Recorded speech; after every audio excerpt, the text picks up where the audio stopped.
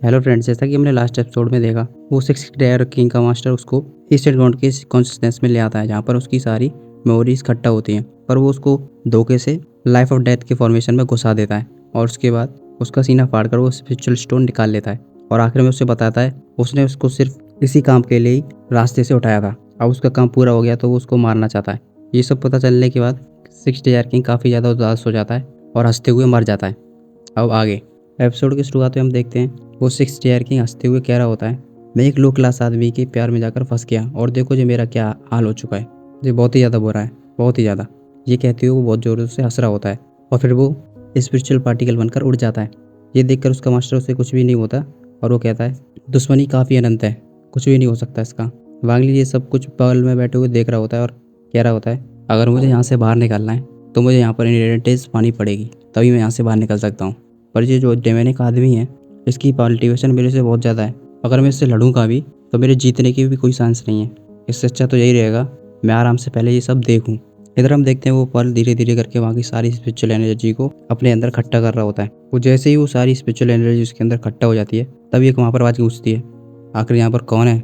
उसकी आवाज़ सुनते ही वो तुरंत ही उस पर्ल को अपने पास बुलाने लगता है। वो पर्ल धीरे धीरे करके उसके पास पहुँच ही रहा होता है, तब तक अचानक उससे पास उड़कर एक आदमी के हाथ पे चला जाता है, जो कि इस जगह का दार्जिलिंग लॉर्ड था। उसके साथ में कुछ प्रोटेक्टर भी थे।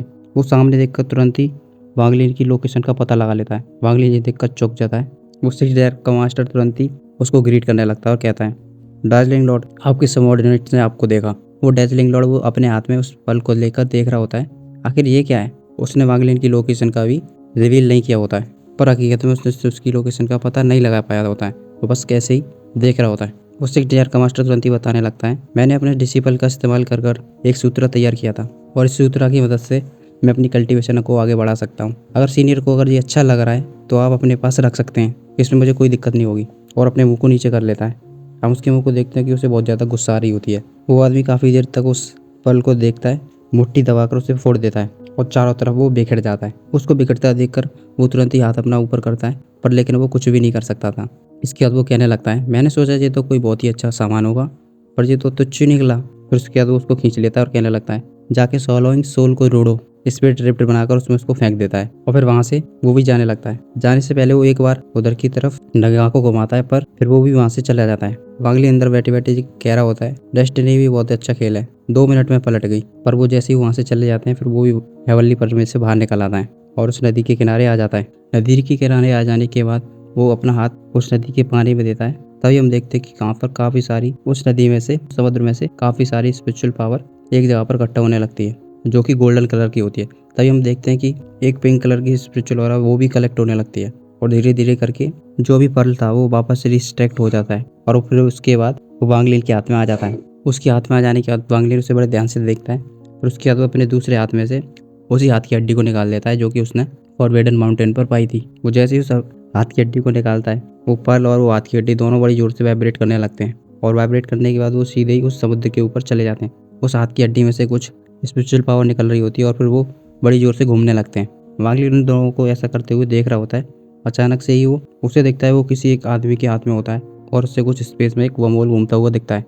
ये सब देखने के बाद उसके सिर में बड़ी जोर से दर्द हो जाता है और वो अपने सिर को पकड़कर वहीं पर बैठ जाता है, साथ ही में काफ़ी जोर से चिल्ला भी रहा होता है। फिर उसके बाद हमें इधर वांगलिन को एक खाली स्पेस में लेटा हुआ दिखाते हैं, जहाँ पर वो डला हुआ होता है। थोड़ी देर बाद उसकी आंखें खुलती हैं, फिर वो उठ के बैठ जाता है। तभी वो अपनी आंखों के आगे एक बहुत ही बड़े सूरज को देखता है। उसको देखकर वो बहुत ही ज़्यादा चौंक जाता है, और क्योंकि वो सूरज बहुत ही ज़्यादा रोशनी छोड़ रहा होता है और साथ ही साथ काफ़ी सारी लपटें भी निकल रही होती हैं। हम उस सूरज के नीचे एक बहुत ही बड़े हाथ को देखते हैं, जो कि उसको दबाकर फोड़ने की कोशिश कर रहा होता है। कुछ देर बाद हम देखते हैं कि वो हाथ उस सूरज को फोड़ देता है और उसमें से काफ़ी सारी स्पिरिचुअल एनर्जी निकलती है, जो कि एक जगह पर जाकर पड़ जाती है। तभी एक आदमी की आवाज़ गूंजने लगती है, जनरेटर मेरी बात सुनो, मैं इसी स्टार से निकला था और मैंने काफ़ी सारी सोल्स को जनरेट किया था और तभी से ही मेरा नाम अननेम्ड गॉड तो पड़ गया।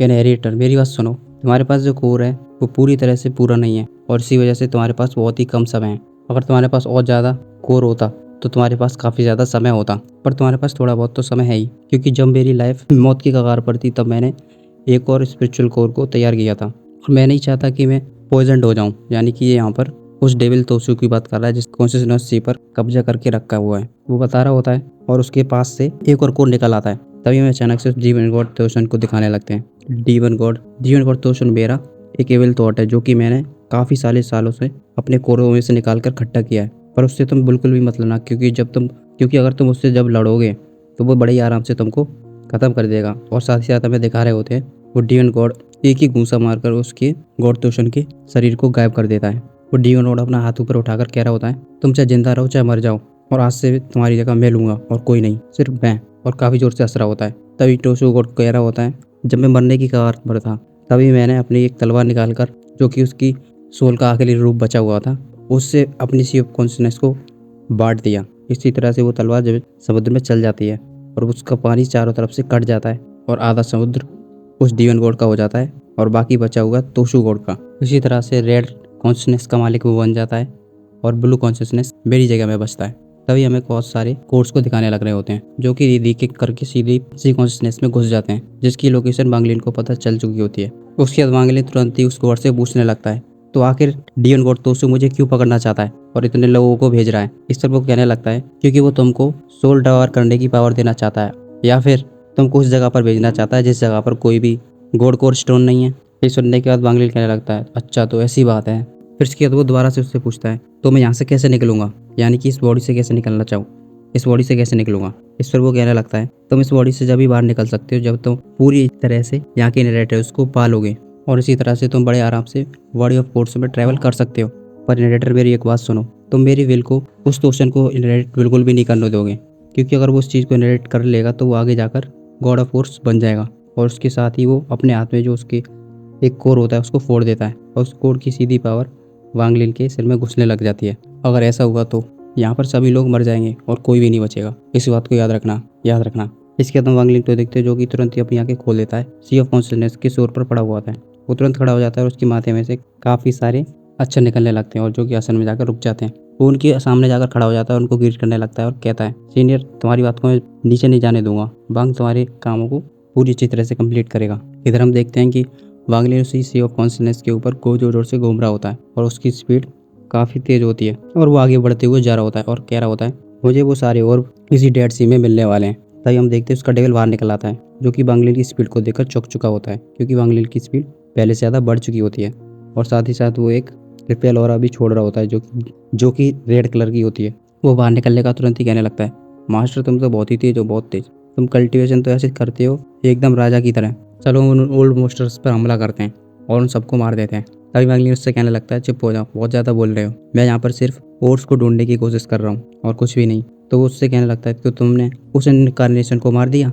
वो आगे जा ही रहे होते हैं तभी अचानक से आसमान में एक फॉर्मेशन साउंड हो जाता है। उसमें से एक आदमी बाहर निकल रहा होता है। वो आदमी और कोई नहीं बल्कि दामोजी होता है जो कि डीमन गॉड तोशन के कब्जे में आ चुका होता है और वो कह रहा होता है, लड़के आखिरकार मैंने तुम्हें ढूंढ ही लिया। वांगलिन उसको देखकर तुरंत रुक जाता है और वहाँ से भागने लगते हैं। वो डीमन लॉर्ड दामोजी उसके ऊपर हमला करता है पर वांगलिन उसके पहले हमले से बड़े आराम से बच जाता है, पर उसके दूसरा हमला सीधे उसी के ऊपर होता है, जिसकी वजह से वो और उसका डेविल एक स्पिरिचुअल बॉल के अंदर कैद हो जाते हैं। डेविल कह रहा होता है, ये किस चीज़ का हो रहा है, हम लोग यहाँ से बाहर नहीं निकल सकते। वांगलिन बड़े ध्यान से उसको देख रहा होता है। तभी हम देखते हैं दामोजी को जो कि अपने हाथ पर चलाते हुए समुद्र में से उसके दो हाथ निकलते हैं जो कि पूरी तरह से स्पिरिचुअल एनर्जी के बने होते हैं और वो उस गोल को मिसलने वाला होता है। श्याओ डेविल बड़े जोर से चल रहा होता है, मास्टर अब क्या होगा, हम तो जाने वाले हैं। और वो जैसे ही मसलने वाला होता है वो देखता है उसके हाथ में से वो बॉल गायब हो चुकी है और उसमें से वांगलिन और उसका डेविल गायब हो चुके हैं। वो थोड़ा कन्फ्यूज हो जाता है और इधर उधर देखने लगता है।